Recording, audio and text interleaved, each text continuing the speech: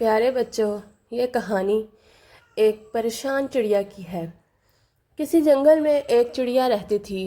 اس نے اپنا گھونسلہ ایک درخت کی گھنی شاخوں کے درمیان بنایا تھا۔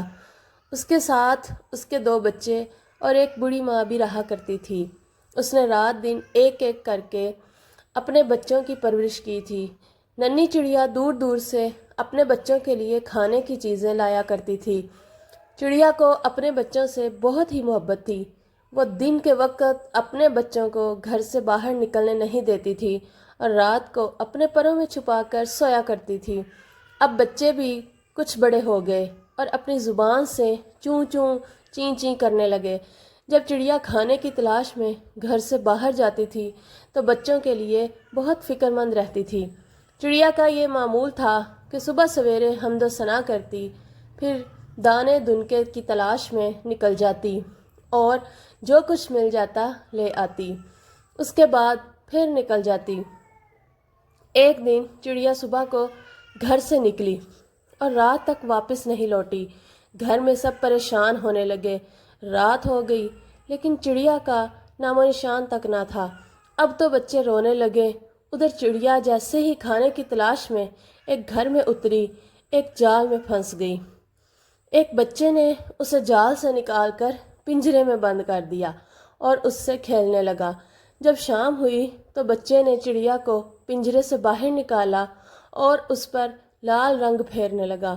جب چڑیا کا سارا جسم لال ہو گیا تو اس نے چڑیا کو چھوڑ دیا۔ چڑیا نے آزاد ہوتے ہی اللہ کا شکر ادا کیا، لیکن اب تو رات ہو چکی تھی، اس لیے اس نے رات ایک باغ میں گزاری اور صبح سویرے گھر کی طرف چلی۔ لیکن یہاں تو ماجرا ہی کچھ اور تھا۔ جب وہ اپنے گھر میں داخل ہوئی تو بچے اسے دیکھ کر ڈرنے لگے۔ چڑیا نے لاکھ سمجھانا چاہا کہ میں تمہاری ہی بیٹی ہوں، لیکن کسی نے ایک بھی نہ سنی اور پڑوس سے آئی ایک چڑیا نے دھکے دے کر باہر نکال دیا۔ چڑیا زار و قطار رونے لگی۔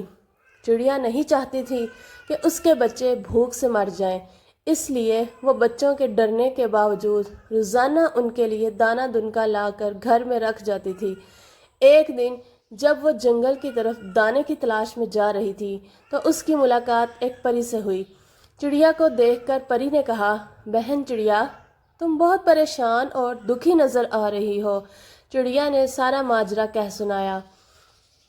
قصہ سن کر پری نے کہا، صبح کو اٹھ کر سورج سے اپنا حال بیان کرنا، وہ ضرور تمہاری مدد کرے گا۔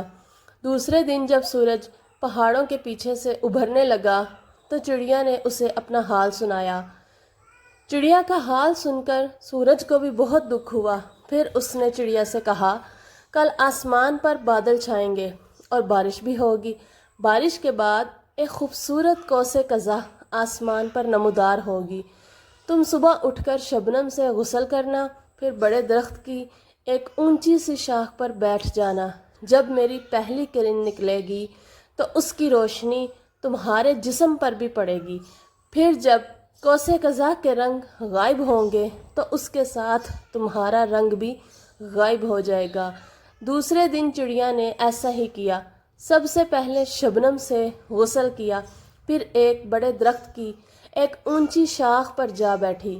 تھوڑی دیر کے بعد آسمان پر بادل چھا گئے اور بارش ہونے لگی۔ پھر قوس قزح بھی نمودار ہوئی۔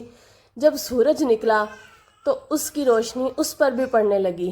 کچھ دیر کے بعد جب قوس قزح کے رنگ آسمان سے غائب ہونے لگے تو اس کے ساتھ ساتھ چڑیا کا رنگ بھی غائب ہونے لگا اور وہ پھر سے پہلے جیسی چڑیا ہو گئی۔ یہ دیکھ کر وہ بہت خوش ہوئی اور ایک دم اپنے گھر کی طرف اڑی۔ بچے اپنی ماں کو صحیح سلامت دیکھ کر اس سے چمٹ گئے۔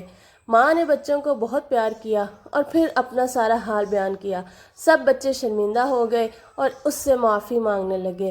چڑیا نے سب کو معاف کر دیا اور پھر وہ پہلے کی طرح ہنسی خوشی رہنے لگے۔